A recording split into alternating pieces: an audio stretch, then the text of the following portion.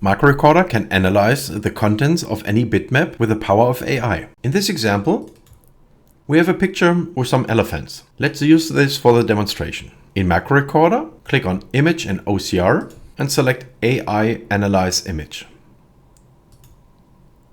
In the top section, you define the image source. You can have Macro Recorder create a screenshot, either of the entire desktop, an area of the desktop, or the window which has focus at runtime of the macro, or a region of the focused window.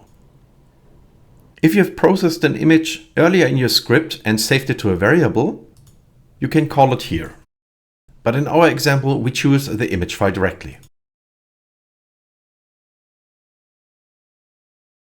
The image file path may contain variables itself, so you can replace this static number with a right click with a variable you may have defined earlier in your script, for example a counter.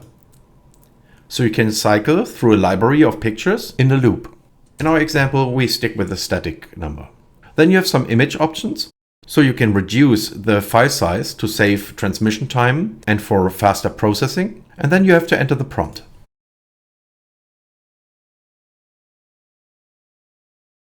This prompt will be sent to the AI, and the reply can be saved to a variable.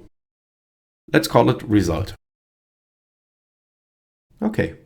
And in the next action, we choose message box to output the result. So right click, variables, result.